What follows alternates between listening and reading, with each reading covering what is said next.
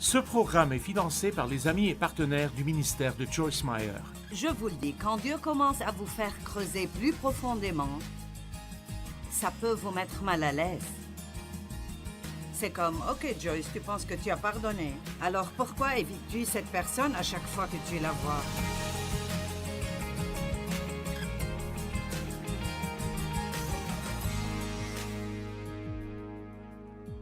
Eh bien, je vais vous poser une petite question. Avez-vous déjà été blessé par quelqu'un d'autre? A-t-on abusé de vous? A-t-on menti à votre sujet? Ou vous a-t-on menti? Vous a-t-on trompé ou dupé? Avez-vous vraiment fait beaucoup pour quelqu'un et puis quand vous aviez besoin de lui, il n'a plus eu de temps pour vous? Mince, c'est dur, n'est-ce pas? Après tout ce que j'ai fait pour toi. Bon, alors je suppose que si je veux être un très bon chrétien, je dois revenir en arrière et dire « D'accord Dieu, si je m'attends à ce qu'il me rende l'appareil, l'aurais-je vraiment donné quand je les ai aidés? Ou est-ce que j'amassais des points pour qu'ils me doivent quelque chose plus tard? » Vous savez, allons au fond ce soir, d'accord? Ne perdons pas de temps à la surface. Parlons de ce que c'est vraiment et finissons-en. Maintenant, je ne peux pas penser à un meilleur exemple dans la Bible que Joseph, et peut-être que... Vous savez que Joseph a pardonné à ses frères, mais son histoire est tellement incroyable. Ses frères étaient jaloux de lui parce qu'il était le bébé de papa. Et il avait un manteau spécial, avec de jolies couleurs, et il n'aimait pas ça. En plus de cela, il a rêvé qu'il allait être au-dessus de tous, et que tous se prosterneraient devant lui. Étant jeune, il était un peu bête, et il ne savait pas mieux que de leur raconter son rêve. Mais sa plus grande erreur était juste l'immaturité. Ce n'était pas qu'il était méchant. Alors ils l'ont détesté. La Bible dit clairement qu'ils le haïssaient et qu'ils l'ont vendu à des marchands d'esclaves. Ils allaient le tuer et dire à son père qu'une bête sauvage l'avait tué. Mais ils ont fini par le vendre et ils ont dit à son père qu'il était mort. Et ils ont mis du sang sur son manteau et l'ont repris. Et les marchands d'esclaves l'ont ensuite vendu à un homme riche nommé Potiphar. Et la femme de Potiphar a désiré Joseph. Et Joseph a maintenu son intégrité envers Dieu, peu importe ce que cela lui coûterait. Je veux répéter ça. Il a maintenu son intégrité envers Dieu, peu importe ce que cela lui coûterait. Peut-être que je dois répéter. Nous avons besoin de personnes qui ont un certain niveau d'intégrité dans leur vie et qui ne vont pas en dessous quoi que ça leur coûte.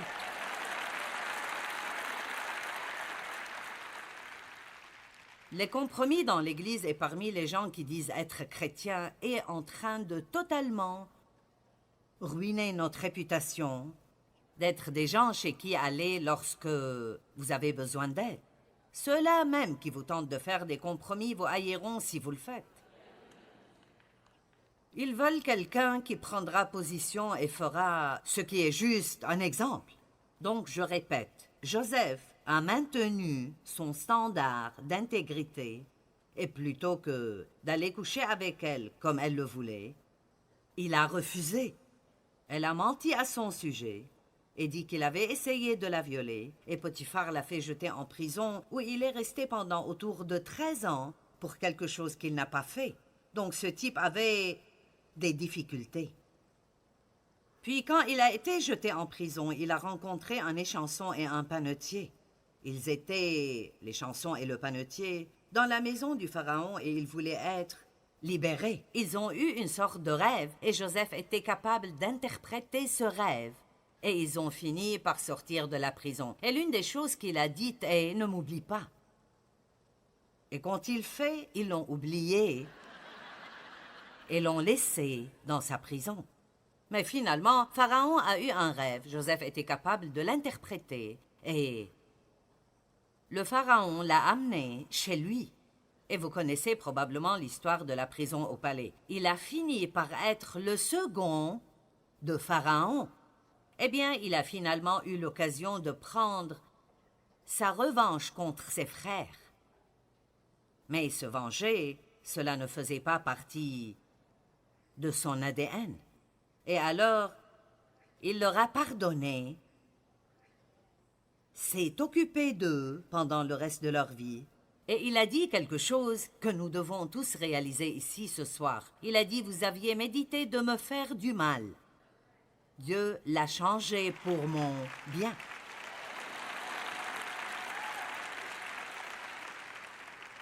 Donc, en d'autres termes, Dieu l'a permis dans le seul but de faire mûrir Joseph. Et le fait est que nous ne grandissons pas dans les bons moments. Nous en jouissons, mais nous grandissons dans nos moments difficiles. Et quiconque ici a traversé quelque chose de difficile, et vous en avez fini maintenant, vous regardez en arrière et vous dites, c'est là que je suis devenu un homme ou une femme. C'est là que j'ai grandi en Dieu. Parce que lorsque vous avez des problèmes, et c'est un test, l'un des messages de demain consistera à laisser votre test devenir votre témoignage. Parce que vous devez vous rappeler que le témoignage commence par l'épreuve, le test. Donc, beaucoup de gens, après avoir passé un test, ne font que se plaindre. Ils ne se rendent jamais au témoignage. Vous savez, nous sommes tellement amoureux de Jésus quand rien ne va mal. Oh, nous sommes tellement amoureux du Seigneur et si heureux de le louer quand nous recevons la promotion, quand nous nous marions, quand nous recevons ce que nous voulions, nous nous marions ou nous en finissons. Mais Dieu nous mettra à l'épreuve avec des moments difficiles. Et regardons les Écritures pour voir si nous allons suivre ses commandements ou non, et si nous l'aimerons autant dans la vallée que nous l'aimons au sommet des montagnes. Et Dieu le fait parce qu'il veut utiliser chacun d'entre nous. Dieu a un plan et un but pour chacun et chacune d'entre vous. Pas une seule personne n'est laissée de côté. Dieu a un plan et a besoin de chacun d'entre vous. Si vous pensez que le monde va être gagné par une poignée de prédicateurs dans leur chair ou par quelques personnes à la télé, vous avez tort, car la plupart des gens qui ont besoin de Jésus ne viennent pas à l'église et ne regardent pas des chaînes chrétiennes, à moins que leur télé soit bloquée dessus et qu'ils ne puissent pas l'enlever. Et j'ai eu un gars qui m'a dit ça. Il a dit, « Tu m'as absolument effrayé. » Il a dit qu'il était dopé et que c'était au milieu de la nuit. Il a allumé la télé et j'y étais et il ne voulait pas m'écouter. Alors il a essayé de changer de chaîne et elle ne changeait pas. Il a dit le seul bouton de ma télé qui marchait était celui qui haussait le volume. Il est allé chercher de nouvelles batteries. Les amis, toujours la même chose. Impossible de se débarrasser de moi. Dès que mon programme était terminé, la télécommande a recommencé à fonctionner. Il a dit qu'il s'est mis à genoux, a commencé à se repentir et a été sauvé.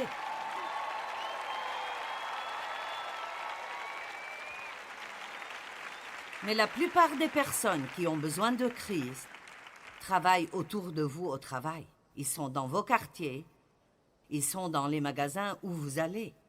Et chaque croyant et chaque croyante sont appelés par Dieu, oui, pour être heureux et vivre pleinement, mais pour faire beaucoup plus que ça, partager avec d'autres personnes ce que Dieu a fait pour vous. Et si vous dites, eh bien, je ne peux pas prêcher, je ne peux pas parler aux gens. Honnêtement, je pense que nous pouvons prêcher beaucoup mieux la bouche fermée.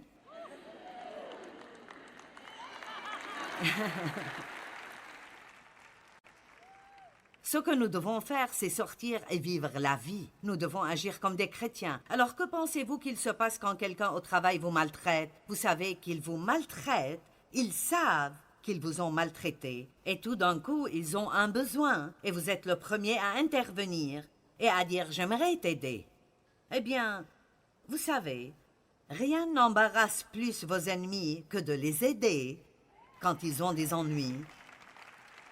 Et rien ne rend le diable plus en colère que quand vous aimez vos ennemis, car dès que vous commencez à le faire, il perd le contrôle sur vous. La seule chose qui nous gêne est nos sentiments.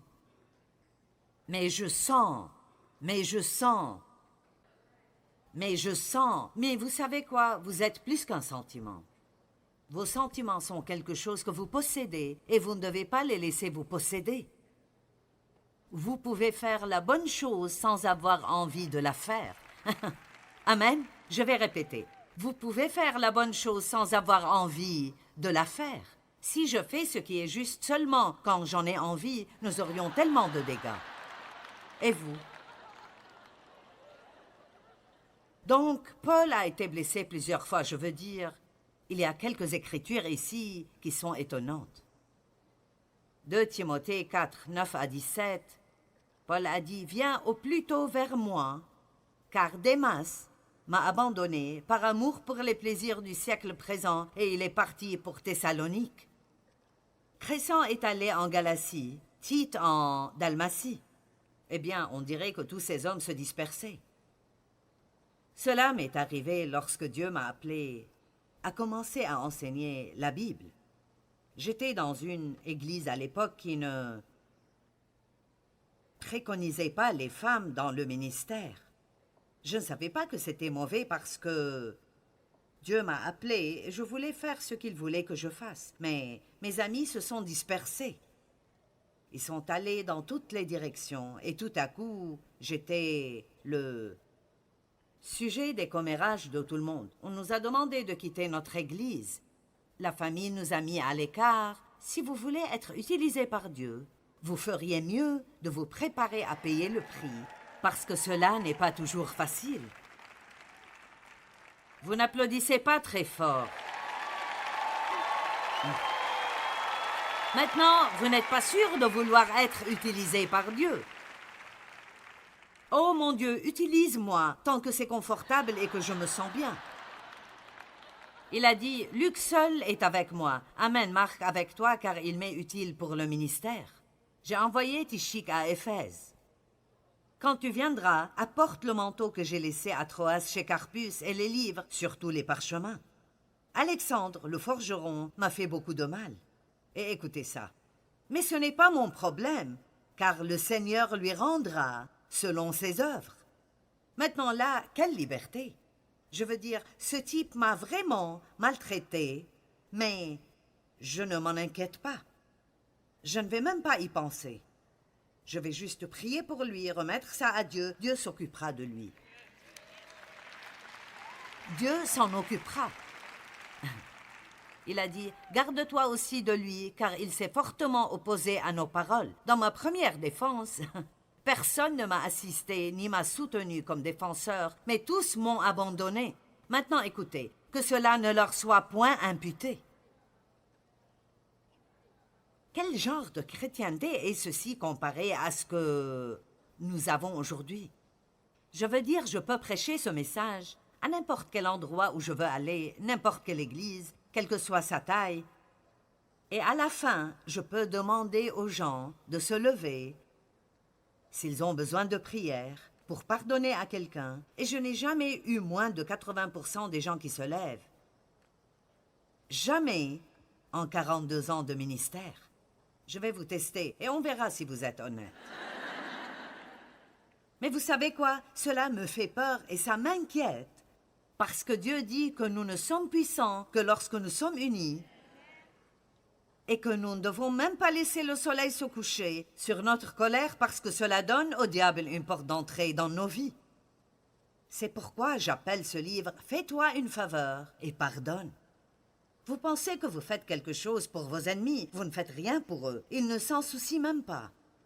Mais quand vous leur pardonnez et vous commencez à prier pour eux, alors Dieu peut leur révéler la vérité et ils peuvent venir à un endroit de repentance et peut-être qu'ils pourront être sauvés au lieu d'être perdus, ce qui est notre travail, comme les petits assistants de Dieu.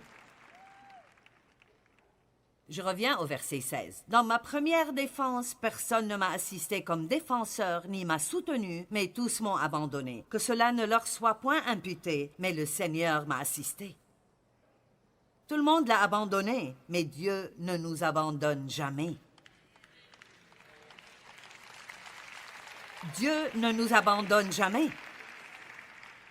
Je ne vais pas rester en colère contre un tas de gens et essayer d'avoir une relation intime avec Dieu et attendre la faveur de Dieu dans ma vie. Ça ne marche pas comme ça. Quand Dieu dit de faire quelque chose, il l'entend. Et tout ce que Dieu nous dit de faire est pour notre bien. Ce n'est pas pour lui, c'est pour nous. Donc si Dieu dit de donner 10% de vos gains, il n'en a pas besoin, c'est pour nous. Il y a un secret ici pour nous, quelque chose qui va nous aider. Quand il dit « Pardonnez à vos ennemis, peu importe combien ils vous ont maltraités, et priez pour eux, et bénissez-les », il veut que nous fassions cela. Et quand on ne le fait pas, on se fait mal. Et quand nous le faisons, alors nous pouvons voir la faveur de Dieu sur notre vie, et la récompense qu'il apporte l'emportera de loin sur ce que la personne nous a fait. Et je peux presque entendre certains penser « Mais tu ne sais pas ce qu'ils m'ont fait. » Mais tu ne sais pas ce qu'ils m'ont fait.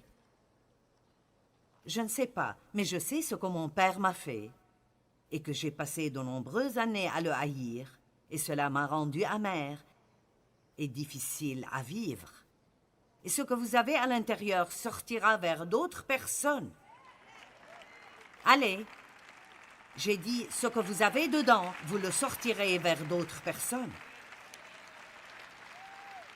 Et parfois, vous ne remarquez même pas l'amertume, le ressentiment et les attitudes qui sortent de vous. Je ne les remarquais pas. Et vraiment, je pensais que j'avais pardonné à mon père jusqu'à ce que Dieu me demande de l'aider. Et je refusais l'idée en pensant que ça venait du diable. Je pensais que c'était impossible que Dieu me demande de le faire. Il vivait à Missouri et Dieu a dit « Amène-les près de toi. Prends soin d'eux jusqu'à leur mort. » Y avait-il quelque chose en moi qui voulait faire ça? Pas une fibre de mon être ne voulait dépenser de l'argent pour eux, faire quelque chose pour eux, les voir, leur donner quelque chose. Rien. Mais c'était la plus grande faveur que je me suis jamais faite de toute ma vie. Et les gens rient quand je dis cela, mais c'est la vérité, c'est donc inutile que je prétende. Ils étaient assez vieux, et donc j'ai pensé, vous savez...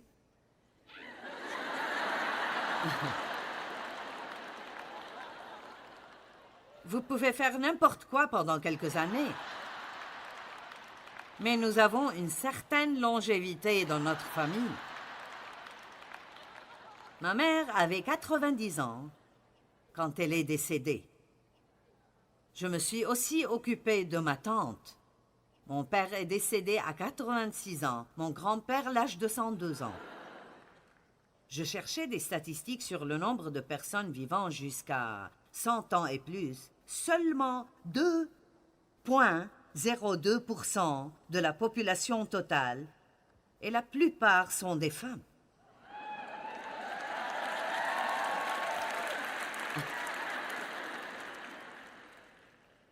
Et il est dit que les deux choses qui font que vous viviez longtemps sont si vous êtes une femme et si vous avez la longévité dans votre lignée. Donc, je serai là pour un temps.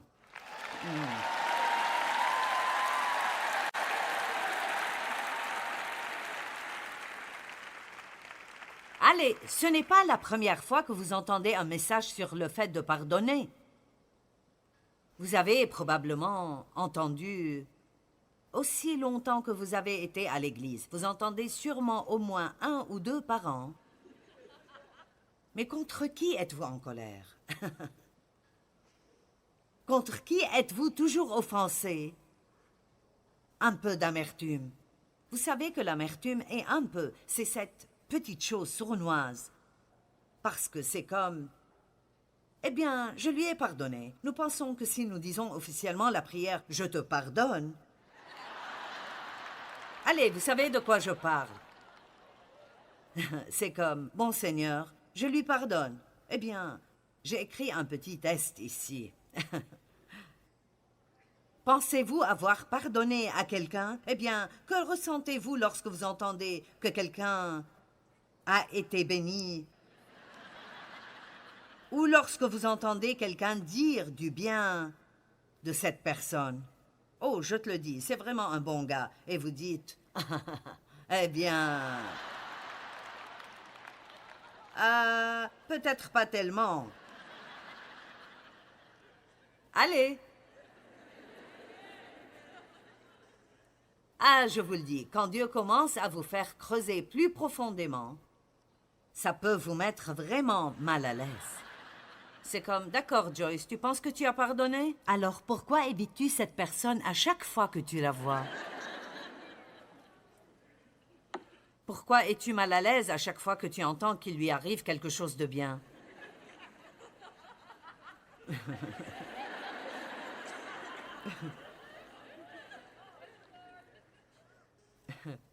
Priez-vous pour qu'il soit béni? Je parlais à quelqu'un l'autre jour.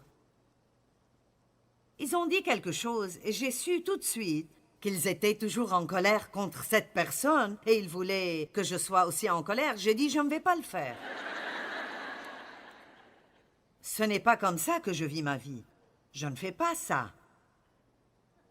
Et alors j'ai essayé pendant une demi-heure de le convaincre qu'il ne le devrait pas non plus. Et le fait était que la personne à qui je parlais, elle ne s'était même pas rendu compte qu'elle avait toujours un manque de pardon dans le cœur. Mais vous voyez, cette amertume, je vais dire littéralement, si vous mettez quelque chose d'amer dans votre bouche, vous ferez... Si vous y réfléchissez, quand vous avez de l'amertume envers quelqu'un et vous entendez quelque chose de bon à son sujet, vous faites la même face que ça. C'est un peu comme... Allez. Vous vous lécherez même les lèvres un peu comme... Je parie que vous pouvez tous le faire. Mais je t'aime avec l'amour du Seigneur. Oh, je ne peux pas supporter ça. Je me souviens que le pasteur nous a fait faire cela souvent. Les pasteurs incitent les gens à faire des choses qu'ils ne voudraient pas faire eux-mêmes. Et il y avait une fille là-bas qui m'avait vraiment blessée et qui racontait des mensonges à mon sujet. Et va aimer quelqu'un avec l'amour du Seigneur. Et elle était la première personne que j'ai vue. Et c'était comme si le Saint-Esprit me disait « Finis-en ». Vous savez, la seule façon de démolir ces forteresses est de faire ce qui est difficile à faire. Allez, juste une écriture. Si nous ne pardonnons pas à nos ennemis, Dieu ne nous pardonnera pas.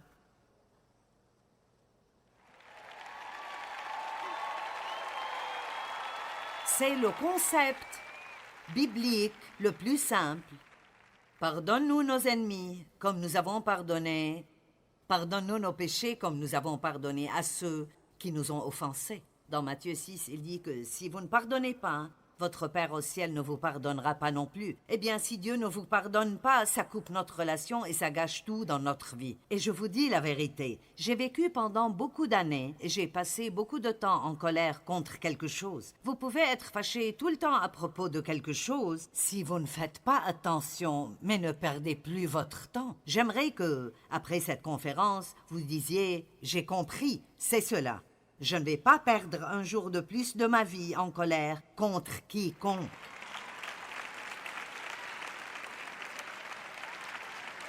Amen. Qui avait besoin d'être ici ce soir? D'accord. Vous parlez d'une amélioration du pouvoir dans votre vie. Commencez juste à vivre sans colère et sans offense et voyez ce que Dieu fera pour vous. Vous savez pourquoi il vous honorera? Parce qu'il sait que c'est difficile. Mais si vous attendez qu'il soit votre défenseur, Les gens ne s'en sortiront pas comme ça. Dieu le rapportera toujours et vous récompensera, mais seulement si nous le faisons à sa manière. Apprenez à pardonner rapidement et vous pourrez éviter le piège de l'offense. Nous devons pardonner à nos ennemis et prier pour eux. Cela ne les change pas seulement, mais cela nous change vraiment. Quand on pardonne aux gens, alors Dieu peut s'occuper d'eux. Nous ne pouvons pas les faire se comporter différemment, mais Dieu peut le faire.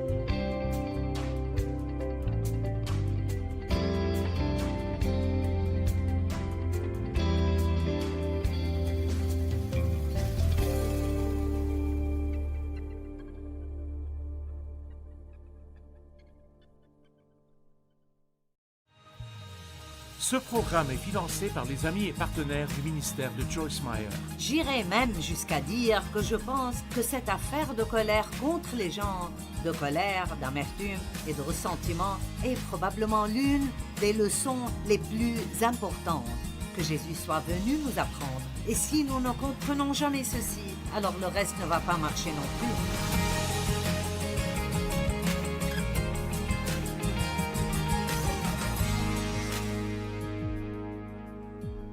Si vous voulez augmenter la puissance dans votre vie, commencez juste à vivre sans colère et offense et voyez ce que Dieu fera pour vous. Vous savez pourquoi il vous honorera? Parce qu'il sait que c'est difficile. Mais si vous attendez qu'il soit votre défenseur, les gens ne s'en tireront pas comme ça. Dieu s'en occupera toujours et vous récompensera, mais seulement si vous le faites à sa manière. Hébreux 12:15 dit « Veillez à ce que nul ne se prive de la grâce de Dieu, à ce qu'aucune racine d'amertume ne produise du trouble, blessé, mais pas amer. » Donc il dit ici que c'est notre responsabilité en tant que frères et sœurs en Christ de veiller les uns sur les autres dans ce domaine, et nous devons être assez sages avec nos amis et les gens avec qui nous sommes. Si vous prenez un café avec quelqu'un et il vous raconte ce que quelqu'un leur a fait et à quel point ils sont mécontents, ne restez pas là à acquiescer, essayez de les dissuader. Essayez de les aider à comprendre que c'est une perte de temps, une perte du temps de Dieu, une perte de leur temps, et que cela ne résoudra en aucune manière leurs problèmes. Sinon, vous savez ce qui se passera? Ce qu'ils vous disent pénètre en vous. Et maintenant, tout à coup, vous n'aimez pas cette personne même si elle ne vous a rien fait. Tout d'abord, vous n'êtes même pas censé croire tout ce que vous entendez, sauf si ça vient de 2 ou 3 témoins fiables. Alors il faut cesser de croire au potin et de se fâcher contre les gens parce que quelqu'un a dit quelque chose que nous ne savons même pas être vrai. Amen. Allez, si nous étudions la Bible, vivons-la. Sinon, nous ne faisons que jouer à des jeux. À quoi sert-il de souligner dans votre Bible si nous n'allons pas l'appliquer? Nous faisons tous des erreurs et nous demandons constamment le pardon et puis nous nous relevons, mais nous devons être sérieux à ce sujet. Nous vivons dans des temps très graves et j'imagine que vous êtes assez sérieux, sinon vous ne seriez pas venus ici un vendredi soir avec les embouteillages. Certains d'entre vous viennent de loin, vous avez payé pour l'hôtel, vous reviendrez toute la journée demain et c'est difficile de monter l'une de ces choses. Nous avons amené 50 personnes avec nous, 7 semi-remorques complètement chargées et il nous faut toute une journée de préparation. C'est quelque chose de sérieux. Dieu va à l'extrême pour faire passer sa parole à son peuple. Ce n'est pas juste un événement.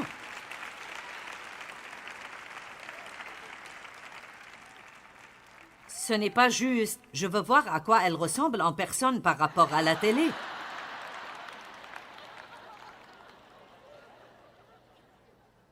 Prenez autant de photos que vous voulez. Vous n'avez pas besoin de venir ici juste pour faire ça. Mais s'il vous plaît, écoutez-moi ce week-end. Je crois que c'est une parole de Dieu pour votre vie et que cela peut changer la vie de certaines personnes si vous la saisissez. Pour certains d'entre vous, c'est un rendez-vous divin. Dieu vous a envoyé ici parce que vous avez désespérément besoin de cette parole.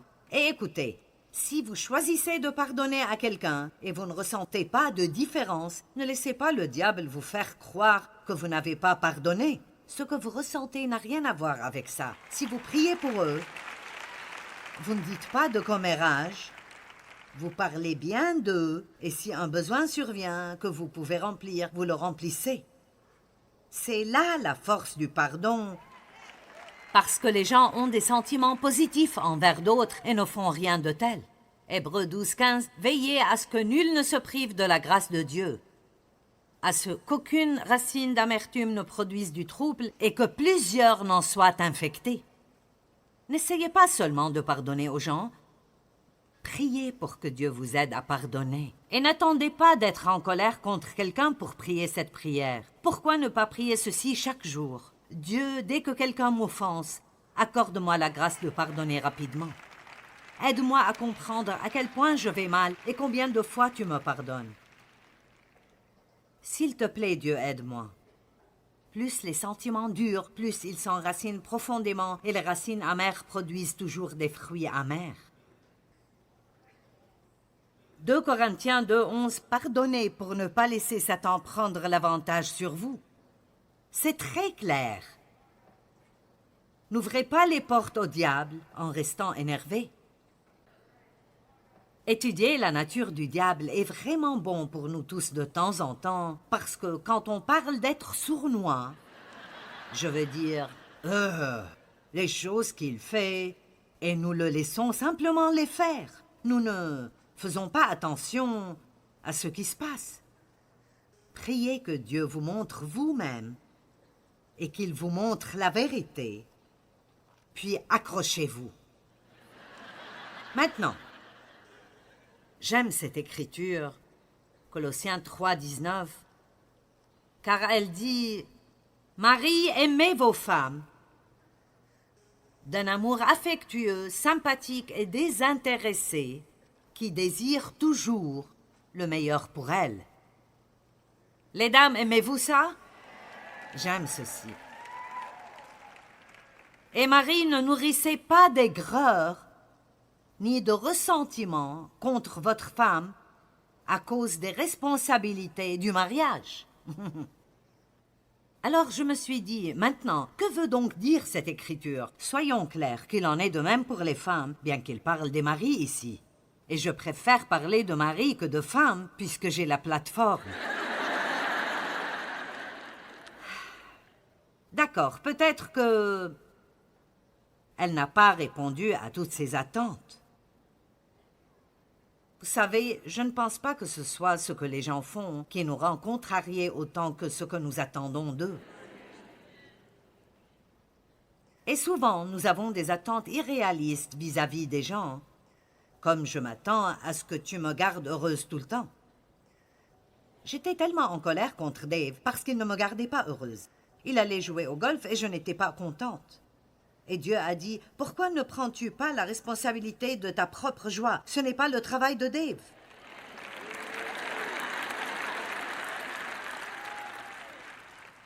Je crois que cela pourrait libérer une femme aujourd'hui.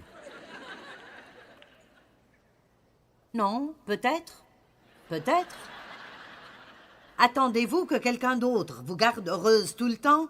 C'est une attente absolument irréaliste. Et vous finirez par être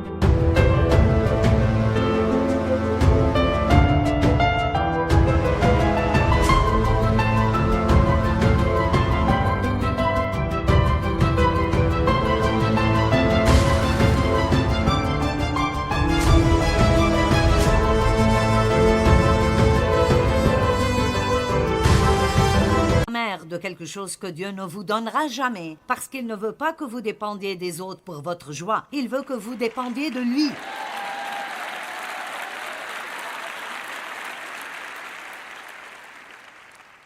Il se sent piégé. Il est marié depuis 30 ans et maintenant il a toutes ses responsabilités et il n'est pas heureux. Peut-être que s'il vivait pour la rendre heureuse, il serait plus heureux. Ou si elle vivait pour le rendre heureux, elle serait plus heureuse. Oh, vous aimez la partie de l'homme plus. L'amertume commence souvent par plusieurs petites offenses. De petites choses qu'on ne règle jamais. De petites choses sur cette autre personne qui vous dérange. N'ayez pas de fichier sur votre ordinateur où vous stockez toutes les petites choses que vous n'aimez pas chez quelqu'un. Le mot offense vient d'un mot grec, scandalon, et c'était en fait la partie du piège sur laquelle était accrochée l'appât qui attirait les animaux pour être attrapés.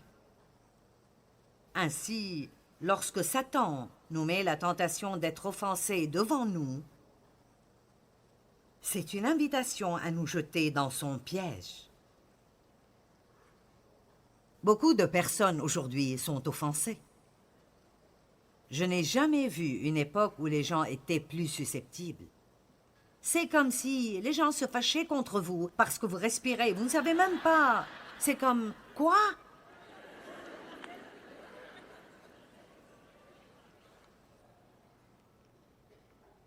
Paul a dit qu'il travaillait vraiment avec Dieu pour s'assurer que son cœur était sans offense envers Dieu et l'homme. C'est quelque chose dont nous pouvons nous occuper chaque jour dans nos prières. Mon Dieu, est-ce que je suis en colère contre quelqu'un? Montre-moi. Est-ce que je n'ai pas complètement pardonné à quelqu'un? Ai-je une offense dans mon cœur? Votre journée serait meilleure si vous vous occupiez de tout cela tôt le matin et vous en finissiez. Allez! Matthieu chapitre 24 est un chapitre de la Bible sur les signes de la fin des temps. Vous avez toutes ces guerres et ces rumeurs de guerre, de famine et de tremblements de terre et toutes ces choses différentes. Mais il y a quelques écritures, versets 10 et verset 12, auxquelles nous ne prêtons pas suffisamment attention. Le verset 10 dit « Dans les derniers jours, plusieurs seront offensés et succomberont et tomberont. » Jésus s'est appelé lui-même un rocher de scandale sur lequel les hommes ont trébuché, et cela signifiait que les gens pouvaient continuer et grandir dans leur marche avec Dieu, mais quand ils arrivaient à quelque chose qui était difficile à comprendre pour eux ou difficile à faire, et cela les offensait comme dans Jean 6 quand il a dit « Vos pères ont mangé la manne dans le désert et ils étaient enthousiasmés à cause des miracles. Mais je veux traiter avec vous d'une manière différente. Je veux que vous me preniez au mot, que vous mangiez mon corps et buviez mon sang. » Et ils ont dit « Je me tire. » Et il est en fait dit que beaucoup d'entre eux sont retournés à leurs anciennes associations et ne sont pas restés assez longtemps pour comprendre ce qu'ils disaient vraiment. Alors ils sont tombés. Quand nous sommes offensés, nous ne pouvons plus grandir. Vous comprenez cela? Tant que vous êtes en colère, vous ne grandirez pas spirituellement. Tant que vous êtes offensé, vous pouvez aller à l'église 6 fois par semaine, vous ne grandissez pas spirituellement. Vous pouvez entendre toutes sortes de bonnes choses, mais vous ne pouvez pas les garder à l'intérieur de vous-même parce que c'est une question très importante. J'irais même jusqu'à dire que je pense que cette affaire de colère contre les gens, de colère, d'amertume et de ressentiment est probablement l'une des leçons les plus importantes que Jésus soit venu nous apprendre. Et si nous ne comprenons jamais ceci, alors le reste ne va pas marcher non plus. Amen.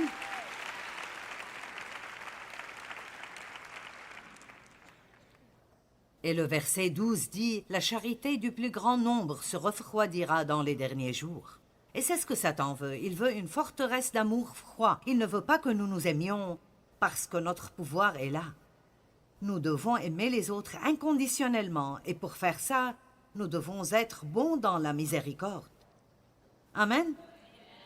Parfois nous disons, bon, je te pardonnerai, mais je n'oublierai jamais.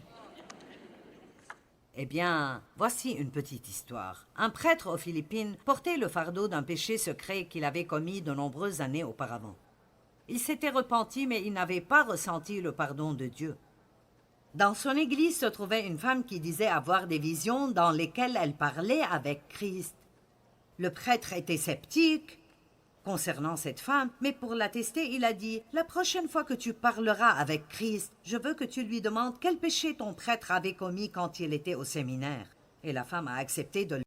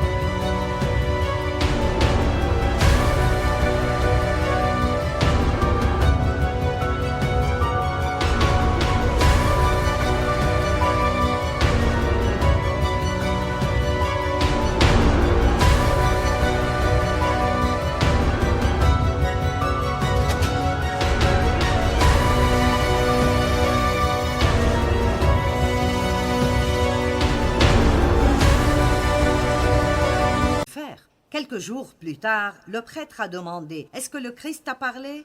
Elle lui a dit « Oui. »« Est-ce que tu lui as demandé quel péché j'avais commis quand j'étais au séminaire ?»« Oui, je l'ai fait. » Eh bien, qu'est-ce qu'il a dit? Elle a dit « Je ne me souviens pas. »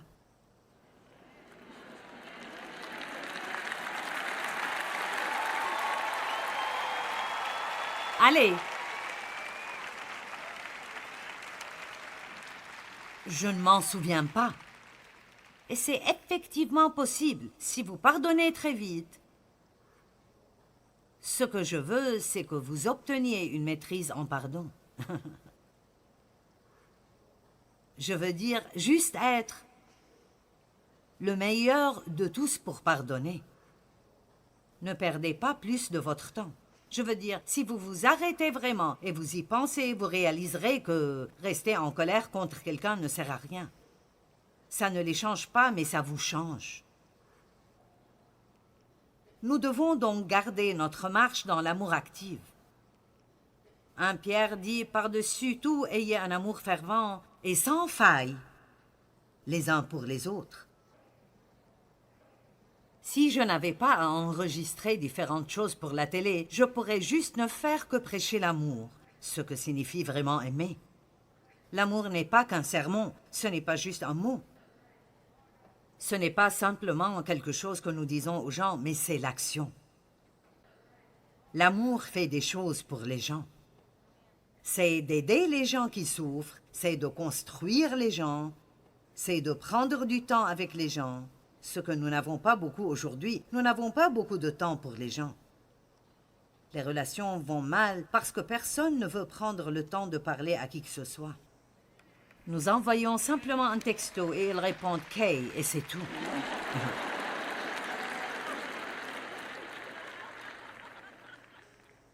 Vous ne recevrez probablement pas un texto de ma part, mais si je vous envoie un texto, ne me renvoyez pas de message qui dit « Kay ». Je veux dire, si nous sommes trop paresseux pour même dire « d'accord »,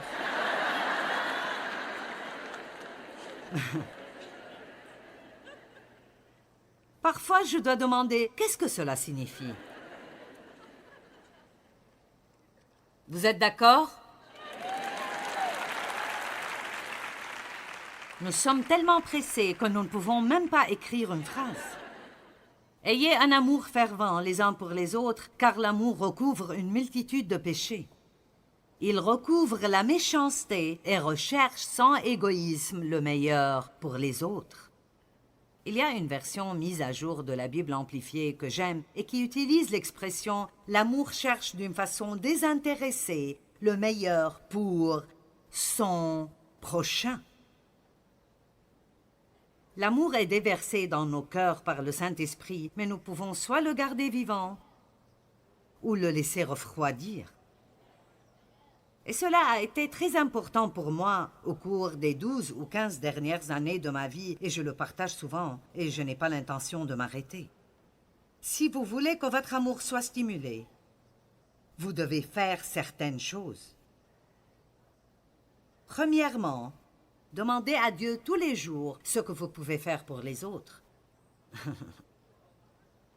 N'attendez pas 3 prophéties, 2 sons de trompette et l'apparition d'un ange. Maintenant, mon Dieu, si tu veux vraiment que je les aide, je veux dire, si tu le veux vraiment, écoutez ce que les gens disent qu'ils ont besoin et donnez-le leur.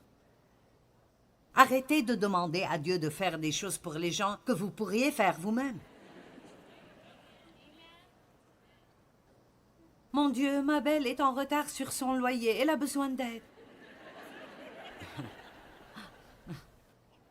Eh bien, et si vous retiriez 100 $ de votre poche et l'aidiez, eh bien, j'ai d'autres plans pour mon argent. Allez, est-ce que je dis la vérité? Je dis la vérité. Et vous savez quoi? La raison pour laquelle je sais cela est que j'ai dû l'apprendre de Dieu avant de pouvoir l'enseigner aux autres. Je ne pointe personne du doigt. Dieu a traité comme ça avec moi. Voilà certaines des choses qu'il m'a apprises. Et tout ce que je fais, c'est vous laisser apprendre de mes leçons. Mettez de côté une somme d'argent chaque mois, au-delà de vos dons habituels. Maintenant, allez, je vous donne un devoir. Mettez de côté une somme d'argent chaque mois au-delà de vos dons habituels et ce ne sera pas de l'argent pour lequel vous obtiendrez une réduction d'impôt. Vous savez, ce sera juste de l'argent pour bénir les gens. Ce sera peut-être quelqu'un de pauvre et ce ne le sera peut-être pas. Quelqu'un qui n'est pas pauvre a aussi besoin d'être béni. Je veux dire, la personne la plus riche que vous connaissez a peut-être besoin d'une bénédiction plus grande que quiconque. Car lorsque les gens ont beaucoup, les gens veulent habituellement toujours quelque chose d'eux et personne ne pense à leur donner. Allez, ai-je raison? Cherchez des occasions d'être une bénédiction. Je veux dire, soyez déterminés. Dites, je ne laisserai pas passer un jour de ma vie sans bénir quelqu'un. Je n'arrive pas à faire ça tous les jours, mais chaque jour, j'essaie de donner quelque chose. Quelque chose. Quelque chose de mon armoire. Vous savez combien de choses que vous avez chez vous pourraient être une bénédiction pour quelqu'un d'autre et vous les laissez au cas où? Et si cette situation vient, vous ne saurez plus où il est. Et vous irez quand même en acheter un autre. Allez, je vous dis la vérité. Vous comprenez bien là-bas?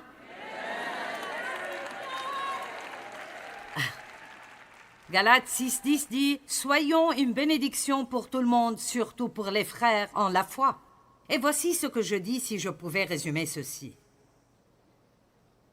Au lieu d'être en colère, amer, offensé et énervé, même secrètement en colère, je t'aime de l'amour du Seigneur, mais chaque fois que je te vois, c'est...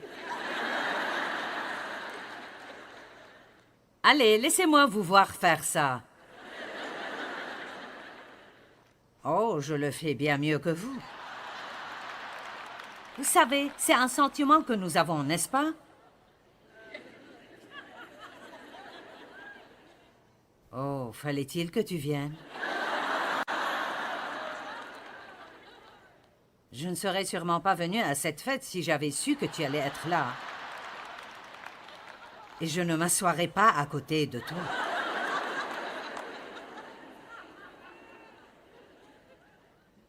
Je peux vous dire quelque chose.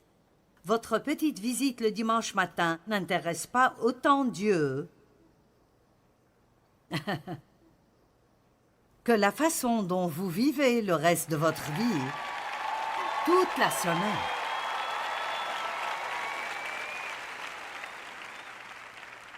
Je veux dire, je suis sûre que Dieu est fier de vous qui êtes venus ici ce soir. Mais pour être honnête, vous perdez votre temps si vous ne sortez pas d'ici et vous ne mettez pas en pratique certains de ces principes.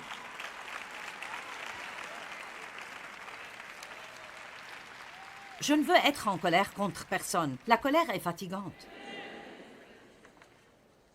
La Bible dit dans Proverbe 19:11, « L'homme qui a de la sagesse et du bon sens est lent à la colère, et il met sa gloire à oublier les offenses et à ne pas rechercher la vengeance et porter du ressentiment. » D'accord, vous savez ce que le mot « gloire » signifie? C'est sa gloire d'oublier les offenses. Cela signifie l'excellence manifestée de Dieu.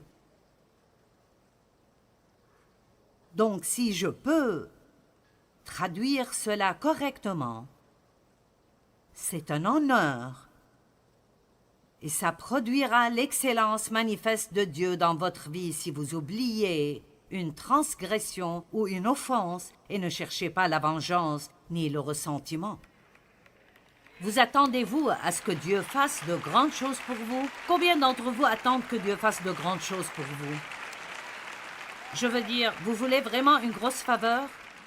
Je le veux, mais vous savez quoi? Je sais que je ne l'aurai jamais si je ne reste pas libéré de cela. Ne soyez pas sous son emprise, c'est le diable. Ne soyez pas sous son emprise. Eh bien, vous êtes allongé dans votre lit la nuit et une idée vous passe par la tête.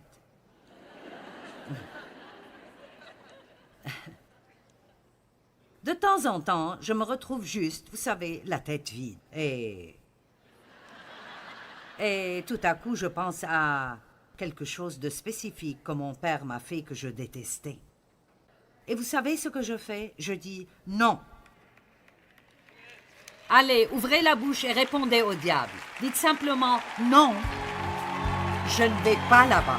C'était un endroit où vous viviez auparavant, mais vous n'y retournerez plus dorénavant. Amen. Combattez pour votre vie. Apprenons à faire les choses à la manière de Dieu. Et cela signifie vivre sans la colère et les offenses et marcher dans le pardon que Dieu nous offre, mais aussi en le donnant à d'autres personnes. Quand nous faisons cela, si quelqu'un nous a fait du tort, Dieu nous justifiera.